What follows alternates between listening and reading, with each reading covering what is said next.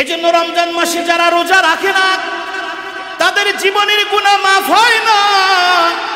রমজান মাসে যারা রোজা রাখে না তারা জান্নাতি হতে পারে না। রমজান মাসে যারা রোজা ছেড়ে দেয়, দিনের বেলায় খায়, দিনের বেলায় পান করে, লুকায়া লুকা খায়, আল্লাহ রাব্বুল আলামিন বলে এ তুমি জালেম, তুমি মুজরিম। আর তোমার জালিমিয়াতের কারণে, তোমার জালিমের খাতায় নাম উঠার কারণে, অপরাধীর খাতায় নাম উঠার কারণে, মুজরিমের খাতায় নাম উঠার কারণে তুমি জাহান্নামের আসামি হয়ে গেছো, তুমি নিজেও বুঝতে পারো না। কথা বলেন ঠিক কি না? আর যারা রোজাদার, আল্লাহ রাব্বুল আলামিন তাদেরকে ডাক দিয়ে কয় ওই আমার জান্নাতি বান্দারা, সুবহানাল্লাহ বলবেন না? ওই আমার জান্নাতি বান্দারা, জান্নাতের মধ্যে ঢুকো, কারণ আমি আল্লাহ তোমাদেরকে রোজা রাখার হুকুম দিয়েছি। as-সাওমুলি ওয়া আনা আজিজি বিহি, সুবহানাল্লাহ। রোজা আমার জন্য রাখবা, আমি আল্লাহর জন্য রোজা, আর এর পুরস্কার আমি আল্লাহ তাআলা নিজেই দেব, সুবহানাল্লাহ। নামাজের পুরস্কার জান্নাত, যাকাতের পুরস্কার জান্নাত, এরকম ভাবে প্রত্যেকটা আমলের পুরস্কার আছে। কিন্তু আল্লাহ রাব্বুল আলামিন একটা আমলের পুরস্কার গোপন রাখছেন। কি পুরস্কার দেবেন একমাত্র আল্লাহ ছাড়া আর কেউ জানে না, সুবহানাল্লাহ বলেন। ওই পুরস্কারটা আল্লাহ তাআলা নিজে বান্দাকে, রোজাদার বান্দাকে দান করবেন। এজন্য আল্লাহর নবী বলেছেন মান সামা রমাদানা ঈমানাও ওয়া ইহতিসাবা গুফিরা লাহু মা তাকদ্দামা মিন যামবি। আল্লাহর রাসূল বলেছেন রমজান মাসে ঈমান ইহতিসাবের সাথে যদি কেউ রোজা রাখে, আল্লাহ তাআলা খুশি হইয়া বান্দার জীবনের গুনাহগুলো মাফ করে দেয়। দেখবেন আমাদের সামাজিক একটা যে রোগগুলো রয়েছে, পবিত্র মাহে রমজানে তারাবির নামাজ হয় কিনা? তারাবির নামাজ হয় না? এই তারাবির নামাজে দেখবেন প্রথম দিকে 2-3 রোজা বা 4-5 রোজা একটু লোকজন বেশি হয় নামাজে, তারাবির নামাজে। যেই দিন যত যায় তত লোক কমতে থাকে। কি বলেন ঠিক কিনা?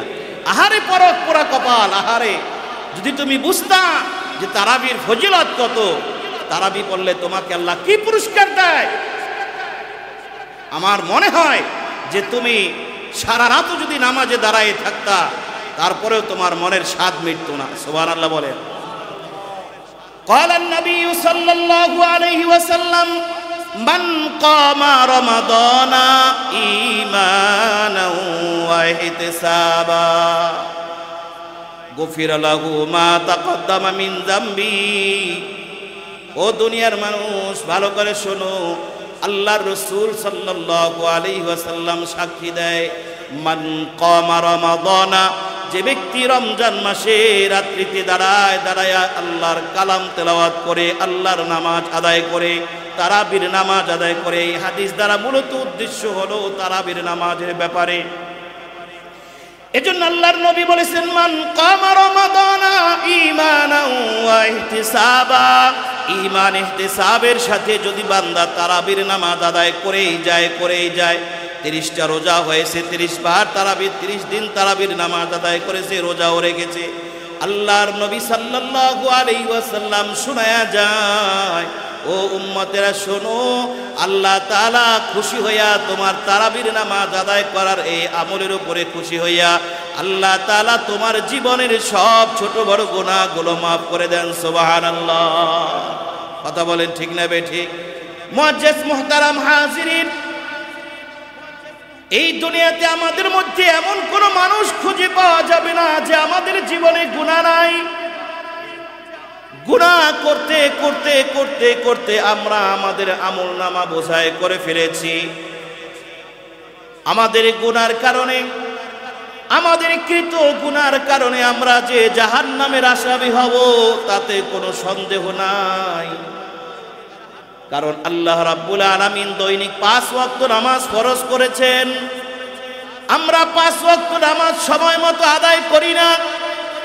আল্লাহ রাব্বুল আলামিন আমাদের উপরে রোজাকে ফরজ করেছেন, আমরা রোজা রাখি না। আল্লাহ তাআলা আমাদেরকে চুরি হারাম করেছেন, আমরা চুরি করে বেড়াই। জিনাকে হারাম করেছেন, আমরা জিনা করে বেড়াই। জুলুমকে আল্লাহ তাআলা হারাম করেছেন, আমরা জুলুম করে বেড়াই। সুদকে হারাম করেছেন, আমরা সারা জীবন সুদ খায়া বেড়াই। কথা বলেন ঠিক কিনা? এই গুনাহগুলোর কারণে আল্লাহ রাব্বুল আলামিন আমাদেরকে অপরাধী বানাবেন রোজ হাসরের ময়দানে। আল্লাহ রাব্বুল আলামিন বলেন, আমি তোমাদের সম্পদশালী হলে যাকাত দিতে হুকুম দিয়েছি, কিন্তু তোমরা সম্পদ জমা করেই চলেছো, যাকাত দাও নাই, আমার হুকুম পালন করো নাই। তুমি মুজরিম। তোমার উপরে, তোমার কাছে মাল আছে, তোমার কাছে সম্পদ আছে, টাকা আছে, তোমার উপরে হজ ফরজ ছিল, তুমি হজ করো নাই। সুতরাং আমার হুকুম অমান্য করার কারণে তুমিও একজন অপরাধী, তুমি একজন মুজরিম। রোজ হাসরের ময়দানে আমরা মুজরিম হিসাবে দাঁড়াতে চাই না। আল্লাহ রাব্বুল আলামিন বলেন, ও মুজরিমের দল, ও অত্যাচারের দল, অপরাধীর দল, আল্লাহ রাব্বুল আলামিন তোমাকে গুনাহগুলো নিয়ে কবরে যাও পছন্দ করেন না। তুমি গুনাহগুলো নিয়ে মরে যাও, আল্লাহ পছন্দ করে না।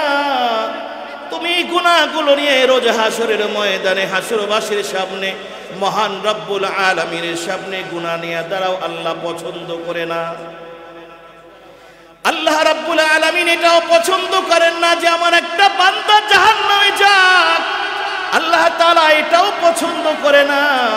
এই জন্য আল্লাহ রাব্বুল আলামিন ডাক দিয়া বলে, ওই দুনিয়ার মুজরিম, তোমাদের এখনো সময় আছে। আমি আল্লাহর কাছে তোমাদের গুনার জন্য ক্ষমা চাও, আমি আল্লাহ তোমাদের জীবনের গুনাহগুলো মাফ করে দেব। চিল্লায় বলেন সুবহানাল্লাহ। ভাইরা আমার, বন্ধুরা আমার, আল্লাহ রাব্বুল আলামিন আমাদের গুনাহ ক্ষমার জন্য কত সুযোগ সুবিধা করে দিয়েছেন।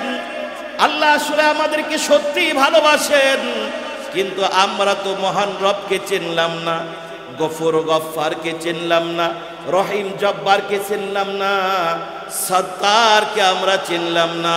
হাম গুনাহগার और तू गफ्फार है, अंबरे आईबू से तू सत्तार है। चिल्लाए बोलें सुभान अल्लाह। इलाही कर के दरिया गुनाहम, তুমি দানি ও খুদ হস্তি গওয়াহম। আল্লাহু আকবার। ভাইরা আমার, বন্ধুরা আমার, আল্লাহ রাব্বুল আলামিন অত্যন্ত ক্ষমাশীল, অত্যন্ত দয়াশীল, অত্যন্ত রহিম রহমান। আল্লাহ তাআলার কাছে যদি কোনো বান্দা চায়, কোনো বান্দা তার গুনার জন্য তপ্ত হয়, আল্লাহ রাব্বুল আলামিন বলেন, বান্দার জীবনের গুনাহগুলো আমি আল্লাহ তাআলা মাফ করে দেই। সুবহানাল্লাহ।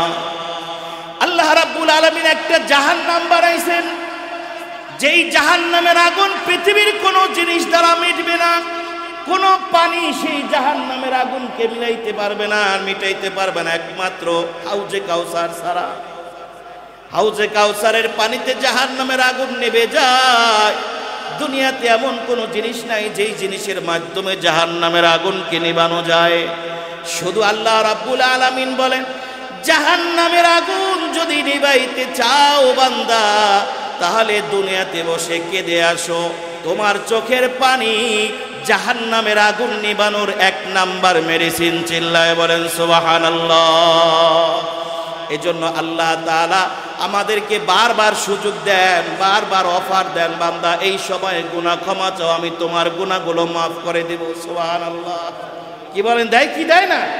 আল্লাহ রাব্বুল আলামিন বলেন, ও দুনিয়ার মানুষ, আমি তোমারে পবিত্র মাহে রমজান দিলাম।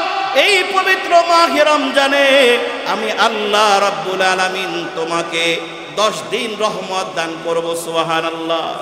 10 দিন তোমার জীবনের গুনাহগুলো মাফ করে দিব। 10 দিনে তোমারে আমি জাহান্নামী থেকে ইমাম কাইটা জান্নাতের মধ্যে নাম, মানুষের খাতায় নাম উঠায় দেব। সুবহানাল্লাহ। এই জন্য আমাদের মাঝ থেকে এই রমজানের 10 দিনে রহমতের 10 দিন বিদায় নিয়ে গেছে। ও ভাইরে, এই বর্তমান যে 10 দিন চলতেছে, এই 10 দিন হলো মাগফিরাতের 10 দিন। কোন 10 দিন ভাই? মাগফিরাতের 10 দিন। এই 10 দিনে আল্লাহ তাআলা বান্দার গুনাহগুলো ক্ষমা করবেন, মাগফিরাত করে দিবেন। আল্লাহ তাআলা সুন্দর করে বলেছেন, ও দুনিয়ার মানুষ, পবিত্র মাহে রমজান দিয়েছি, এই রমজানের মধ্যে তোমার গুনাহগুলো ক্ষমা চাও, তোমার গুনার জন্য ক্রন্দন করো। তোমার চোখের পানি চোখের কোনায় নাকের ডগায় আসার আগে আমি আল্লাহ রাব্বুল আলামিন তোমার জীবনের গুনাহগুলো মাফ করে দেব। চিল্লায় বলেন সুবহানাল্লাহ। কত সুন্দর কথা। আমরা তো এমন এক জাতি, আমরা তো এমন এক মানুষ, আমরা তো এমন একজন নাফরমান আল্লাহর বান্দা, আমরা গুনাহ করতে ভালোবাসি কিন্তু অনুতপ্ত হতে পারি না। কথা বলেন ঠিক কিনা? অথচ এইটাই উচিত ছিল যে আমরা গুনাহ করব, আবার আমরা আমাদের গুনার জন্য অনুতপ্ত হব, ঠিক কিনা? আল্লাহ এটাই পছন্দ করেন। রাসূলুল্লাহ সাল্লাল্লাহু আলাইহি ওয়াসাল্লাম বলছেন, ও উম্মতরা শোনো, তোমরা যদি দুনিয়ার সবাই নেক কাজ করতে, আল্লাহর গোলামি করতে, কেউ গুনাহ করতে না, তাহলে আল্লাহ রাব্বুল আলামিন তোমাদেরকে ধ্বংস করে দিতেন। আবার এমন একটা জাতি সৃষ্টি করতেন যেই জাতি অপরাধ করবে, অন্যায় করবে, গুনাহ করবে, পাপাচার করবে, কুফরি করবে, আবার আল্লাহর সামনে মাথা নত করে আল্লাহর কাছে তার অপরাধের জন্য ক্ষমা চাবে। তাহলে আল্লাহ রাব্বুল আলামিন মূলত ক্ষমা চাওয়াটাকে পছন্দ করেন। কথা বলেন ঠিক কিনা?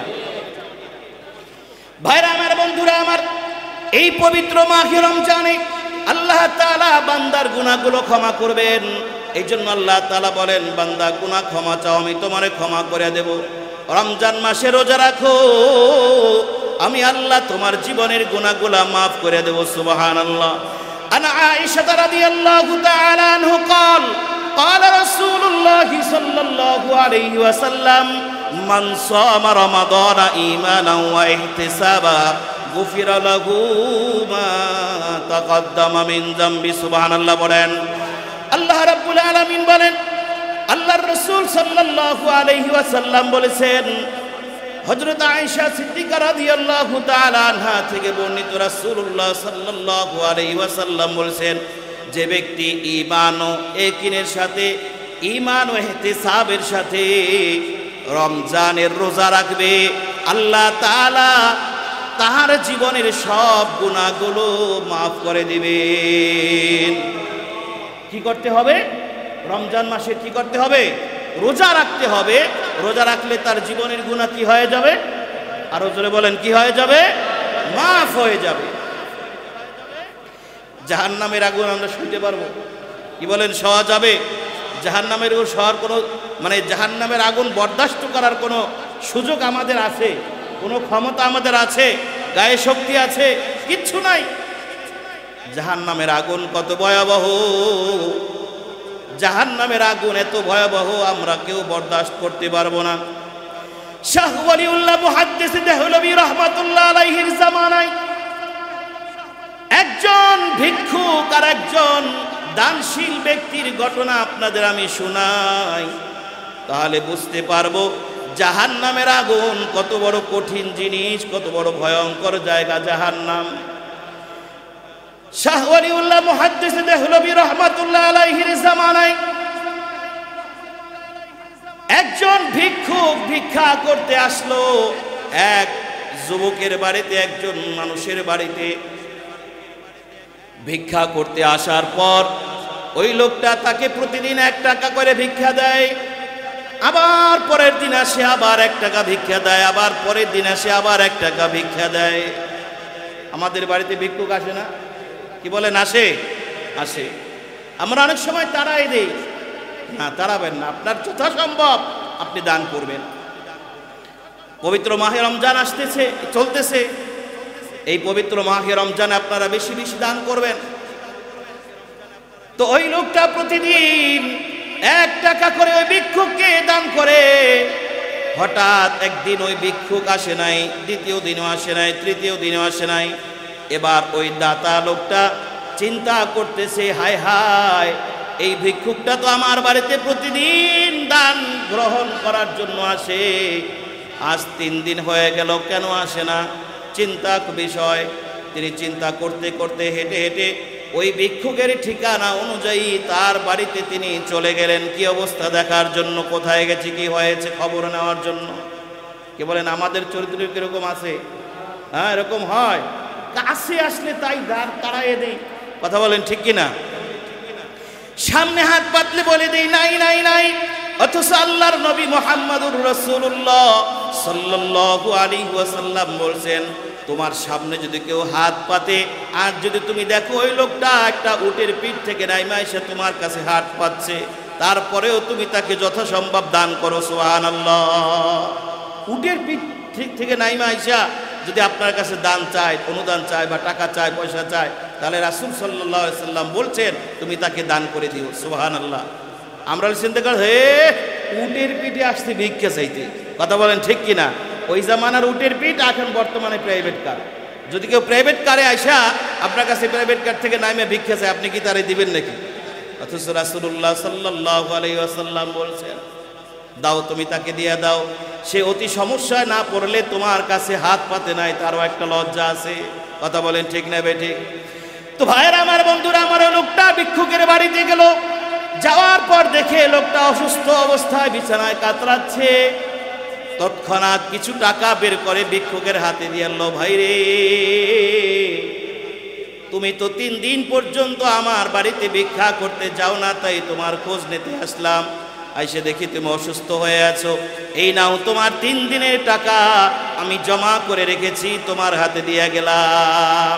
বইলা লোকটা যখন চলা শুরু করছে তার বাড়ির দিকে, এমনই করে লোকটার হাত ভিক্ষুক লোকটায় ধরে ফেললো। বলল ভাই রে, এই দুনিয়াতে আপনজন ছাড়া কেউ কারো খোঁজ খবর নেয় না। আমার মা নাই, বাবা নাই, ছেলে নাই, মেয়ে নাই, এই দুনিয়াতে আমার কেউ আপনজন নাই। বাইরে আপনি আমার আপনজন, মেহেরবানি করে আপনার কাছে আমার একটা আরজি আছে, একটা আবেদন আছে। লোকটি বলল কি আবেদন? যেহেতু তুমি আমাকে ভাই বলে পরিচয় দিয়েছো, সম্ভবপর আমি তোমার আবেদন মিটাবো। বলে ভাই রে, মানুষ যখন মারা যায়, যখন কবরে নামায়, গোসল করায়, তার দাফন কাফন করে, তখন আপন জনের ভিতরে একটা দরদ থাকে, কিন্তু আমার তো কোনো আপন জন নাই। যেহেতু আমি আপনার বাড়িতে 3 দিন ভিক্ষা করতে যাইতে পারি নাই, আপনি অনুতপ্ত হয়ে, আপনি চিন্তিত হয়ে আমার বাড়িতে আসলেন। বোঝা গেল আপনি আমার আপন জন ছাড়া আর কেউ না, আপনি আমার আপন ভাইয়ের মতো।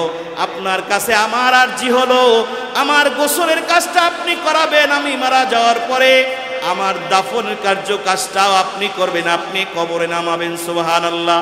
আপনি আমার কাফন পরাবেন। ঠিক লোকটা কথা অনুযায়ী তাই করলো। মারা যাওয়ার পর দাফন কাফন শেষ করে যখন কবরস্থ করতে যাবেন, ওই লোকটা সরকারি চাকরি করত, তো সরকারি কিছু কাগজপত্র তার পকেটে থাকার কারণে কবরে নামানোর সময় ওই কাগজগুলো কবরের মধ্যে পড়ে যায়। কোথায় পড়ে যায়? কবরের মধ্যে পড়ে যায়।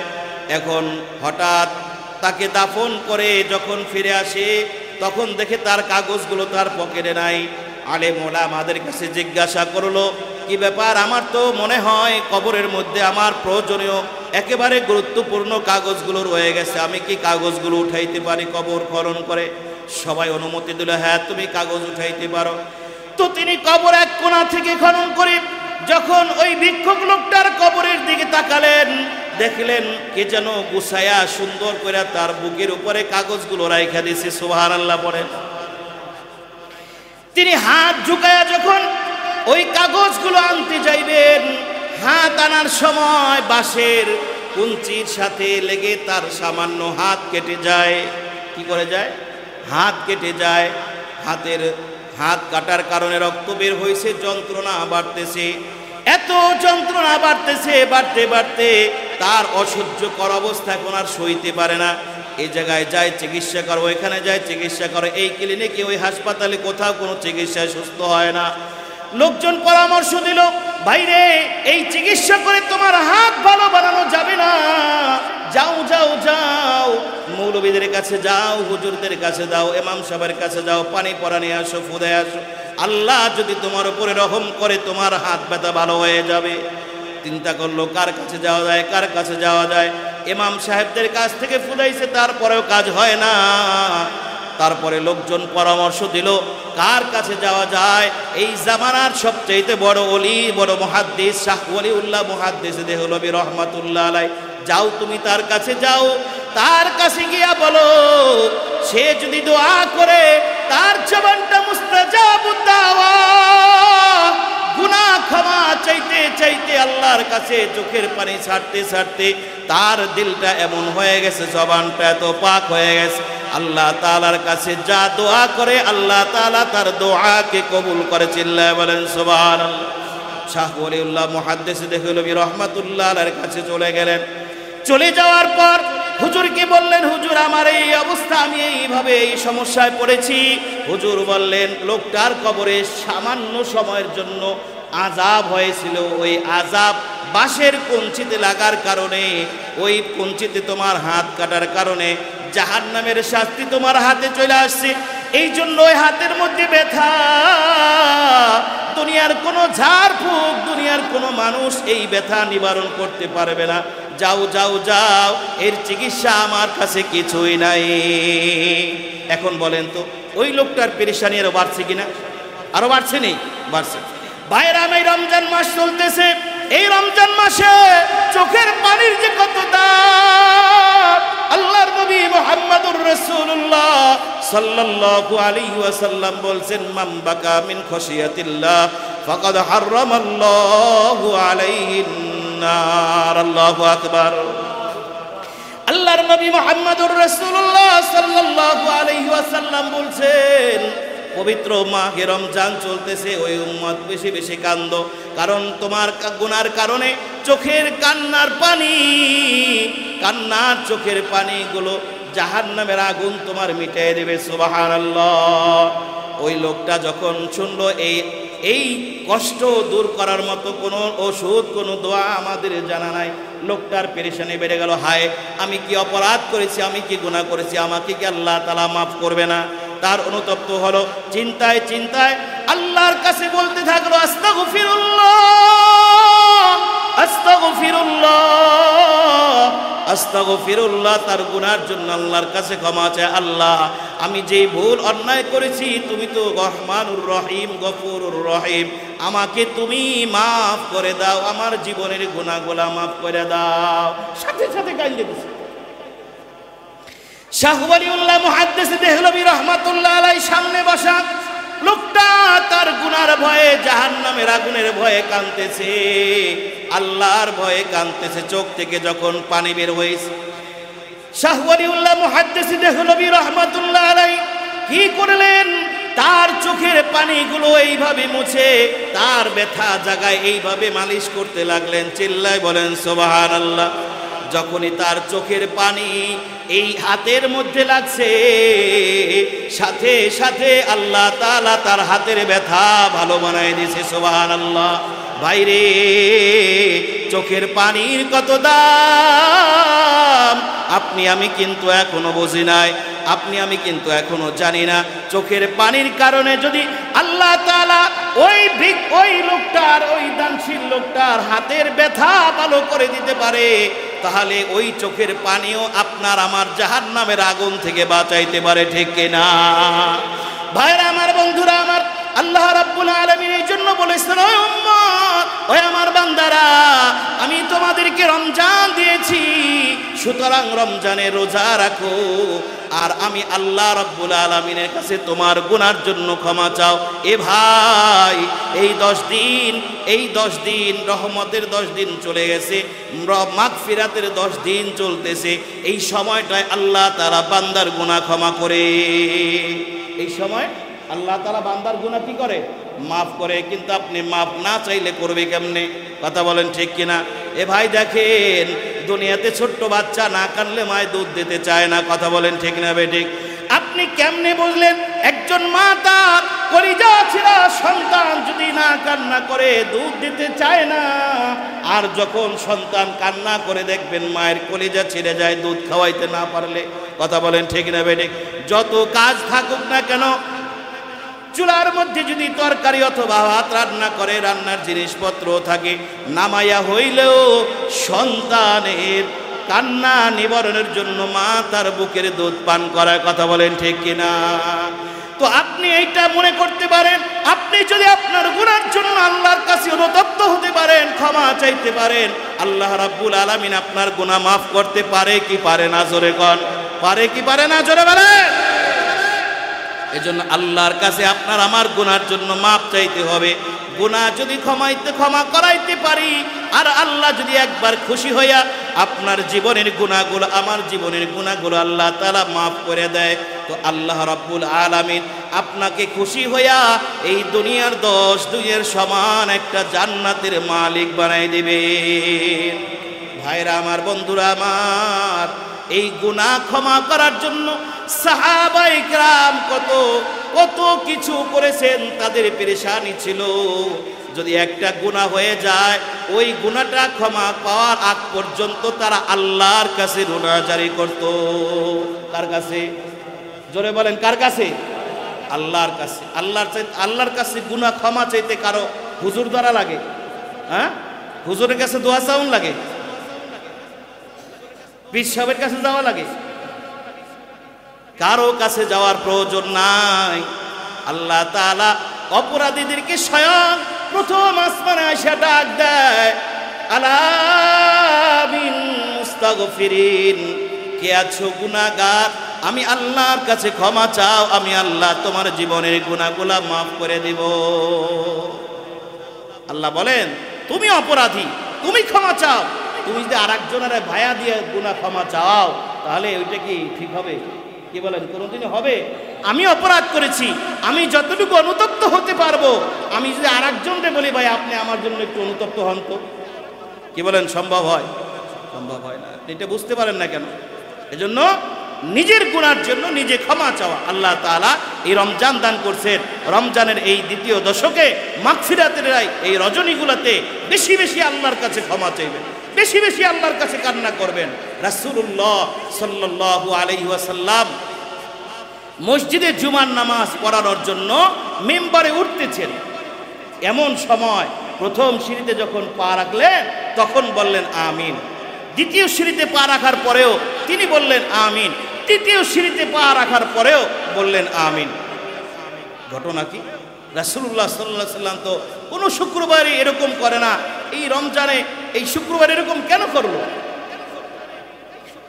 নামাজ শেষ করার পর সাহাবায়ে কেরাম জিজ্ঞাসা করছেন, ইয়া রাসূলুল্লাহ, ইয়া হাবিবাল্লাহ, ওগো আল্লাহর নবী, আজকে জুমার নামাজের শুরুতেই খুতবা দেওয়ার সময় আপনি মিম্বরের, এইটার নাম মিম্বর, এই মিম্বরের প্রথম সিঁড়িতে পা রাখার সময় বললেন আমিন, দ্বিতীয় সিঁড়িতে পা রাখার সময় বললেন আমিন, তৃতীয় সিঁড়িতে পা রাখার সময় বললেন আমিন। কারণ কি একটু জানতে পারিনি? আল্লাহর নবী বললেন, হ্যাঁ অবশ্যই জানতে পারবে। কেন তুমি জানতে পারবে না? তোমাদের জানানোর জন্যই আমি আল্লাহর রাসূল প্রস্তুত। আমি যখন মিম্বরের প্রথম সিঁড়িতে পা রাখি, তখন জিবরাইল আমার কাছে এসে দোয়া করতেছে। জিবরাইল দোয়া করে আল্লাহর কাছে, ওগো আল্লাহর নবী, যে ব্যক্তি মা বাবাকে পাইলো কিন্তু জান্নাত কামাইতে পারলো না, মা বাবাকে জীবদ্দশায় পাইলো কিন্তু জান্নাত কামাইতে পারলো না, ওই ব্যক্তি ধ্বংস হয়ে যাক। জিবরাইল দোয়া করছে আল্লাহর কাছে, আর সত্যাই তো আমিন বলছেন আল্লাহর নবী। এই দোয়া কবুল হইতে কোনো সন্দেহ আসেনি। কি বলেন, থাকতে পারে? দোয়া করছেন জিবরাইল, ফেরেশতাদের মধ্যে সর্বশ্রেষ্ঠ ফেরেশতা, আর সত্যাই তো আমিন বলছেন আল্লাহর নবী। যার জবান থেকে, যার চোখে পানি, মনে ব্যথা যদি লাগে, তো আল্লাহ রাব্বুল আলামিন সইতে পারে না। এই আল্লাহর নবী বলছেন আমিন। মা বাবা পাওয়ার পরেও মা বাবাকে অবজ্ঞা করে, অপমান করে, অপদস্থ করে, কষ্ট দিয়ে, গালি দিয়ে, ব্যথা দিয়ে, তারপরে তাদেরকে কষ্ট দেয়, তাদের থেকে জান্নাত কামায় না, তারা ধ্বংস হয়ে যাক। আল্লাহর নবী বললেন আমিন, কবুল হইতে কোনো সন্দেহ নাই। দ্বিতীয় সিঁড়িতে যখন পা রাখলেন, তখন জিবরাইল দোয়া করলো, ওগো আল্লাহর নবী, রমজান মাস একটা লোক হায়াতে পাইল, রমজান মাসে সে পাইল, রমজান মাস পাইল হায়াতে। এই যে আমরা রমজান মাসে আছি, কিন্তু রমজান মাস পাইয়াও তার জীবন থেকে রমজান চলে গেল, অথচ সে গুনাহ মাফ করাইতে পারল না, সেও ধ্বংস হয়ে যাক। আল্লাহর নবী বললেন আমিন। রমজান মাস পাইল, তার গুনাহ মাফ করাইতে পারল না, সে ধ্বংস হয়ে যাক। এই কথার অর্থ বোঝেন আপনারা? এ যুবক ভাই, সাহাবায়ে কেরাম একটা গুনাহ করলে ক্ষমা করানোর আগ পর্যন্ত, আল্লাহর কাছে ক্ষমা চাওয়ার আগ পর্যন্ত তাদের শান্তি হতো না। ও যুবক, তুমি তো ফজরের নামাজ পড়ো নাই, জোহরের নামাজ পড়ো নাই, আসরের নামাজ পড়ো নাই, মাগরিব পড়ো না, এশা পড়ো না, তারাবি পড়ো না, রমজানের রোজা রাখো না, তোমার ভিতরে কোনো নতুনতা নাই। সাহাবায়ে কেরামও কবরে চলে গেছে, তুমিও কবরে যাইবা। সাহাবায়ে কেরামের হাসর হবে, তোমারও হাসর হবে। সাহাবায়ে কেরাম হয়তো মুহরিম হবে, আর তুমি আল্লাহর স্বপ্নে মুজরিম হয়ে দাঁড়াবে। এই দিন আসার আগে আল্লাহর কাছে গুনার জন্য ক্ষমা চাও। পবিত্র মাহে রমজান আল্লাহ তাআলা দান করছেন বান্দার গুনাহ ক্ষমা করবেন, এই জন্য। কথা বলেন ঠিক কিনা? এজন্য রমজান মাসে গুনাহ মাফ চাইতে হবে তো? কি বলেন, হবে তো? একজন সাহাবী সামান্য একটা গুনাহ করছে, একটা কবিরা গুনাহ, জিনা করছে একজন মহিলা। একজন মহিলার ভিতরে কতটা অনুতপ্ততা আপনি জানেন না? এই মহিলা জিনা করছে, জিনা, তার পেটে বাচ্চা হয়েছে। সে মুসলিম একজন নারী, কিন্তু জিনা করেছে, পেটে বাচ্চাও হয়েছে। সে বুঝতে পারলো, আয় হায় আমি কি করেছি, তো কবিরা গুনাহ করে ফেলেছি। একটা কবিরা গুনার জন্য ৭,০০০ বছর জাহান্নাম। আমি এই জাহান্নাম ৭,০০০ বছর জাহান্নামে জ্বলতে পারবো না। কিভাবে গুনাহ ক্ষমা করানো যায়? দৌড়ায়া গেলেন আল্লাহর নবীর কাছে, বললেন ইয়া রাসূলুল্লাহ, ইয়া হাবিবাল্লাহ, আমি তো এই গুনাহ করে ফেলেছি, জিনা গুনাহ করে ফেলেছি।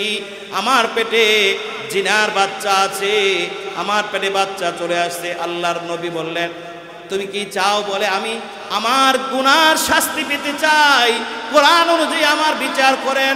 আমি হাসরের ময়দানে আল্লাহর সামনে আসামি হয়ে দাঁড়াতে পারবো না, আমি আল্লাহর সামনে আসামি হতে পারবো না, আমি আল্লাহর কাছে অপরাধী হতে পারবো না, আমার গুনার জন্য আপনি শাস্তি দেন।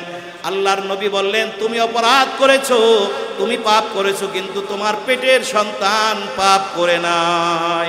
কথা বলেন ঠিক কিনা? এজন্য তোমাকে এখন শাস্তি দেওয়া যাবে না। বাচ্চা প্রসব করে আসো, তারপরে তোমার শাস্তি হবে। বাচ্চা প্রসব করার পর আবার নবীর দরবারে আসলো, ইয়া রাসূলুল্লাহ, এই যে আমার বাচ্চা প্রসব করেছি, এবার আপনি আমাকে গুনার শাস্তি দিয়া, জিনার গুনার শাস্তি দিয়া আমাকে আপনি মুক্ত করেন। আল্লাহর নবী বললেন, এই বাচ্চাটাকে লালন পালন করার জন্য তুমি উত্তম মানুষ। অতএব এই বাচ্চা যতদিন পর্যন্ত হাঁটতে না পারবে, শক্ত খাবার খেতে না পারবে, যতদিন পর্যন্ত তোমার বুকের নরম দুধ খাবার প্রয়োজন হবে, ততদিন পর্যন্ত বিচার কার্য করা যাবে না। আল্লাহর নবীর কাছ থেকে মহিলা চলে যায়। মহিলা চলে যাবার পর বাচ্চাকে শক্ত খাবার খাওয়া শিখায়, পাশাপাশি নরম খাবারের পাশাপাশি শক্ত খাবার খাওয়া শিখায়, হাঁটা চলা শিখায়। এরপরে যখন হাঁটতে পারে, শক্ত খাবার খাইতে পারে, রুটি খাইতে পারে, তখন আল্লাহর নবীর কাছে আবার চলে আসছে।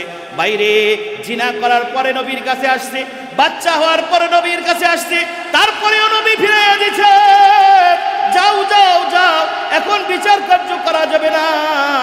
আমাদের মতো মা বোনদের মতো মহিলারা হলে জিনা করার পরেও অনুতপ্ত হয় না, তওবার জন্য ক্ষমাও চায় না, আর বিচার তো দূরের কথা। অথচ সাহাবিয়া একজন মহিলা, তার সামান্য একটা জিনা গুনাহ নিয়া কবরে যেতে চায় না, আল্লাহর সামনে মুজরিম হয়ে দাঁড়াতে চায় না। কথা বলেন ঠিক না বেঠিক? এরপরে যখন বাচ্চাটাকে শক্ত খাবার খাওয়াইয়া শিখাইয়া তারপরে চলে গেল আল্লাহর নবীর দরবারে, আল্লাহর নবী তারপরে বিচার কার্য করার হুকুম দিলেন। তাকে পাথর মেরে নিক্ষেপ করা হলো। আজ আমাদের সমাজে জিনার সয়লাভ, চোখে চোখে জিনা হয়, মুখে জিনা হয়, হাতে জিনা হয়, পায়ে জিনা হয়, বাইরে অপরাধের কোনো শেষ নাই। এজন্য আমি আপনাদের কাছে অনুরোধ করে বলি, বাইরে আপনার আমার জীবনের গুনার জন্য আপনি আল্লাহর কাছে ক্ষমা প্রার্থনা করুন।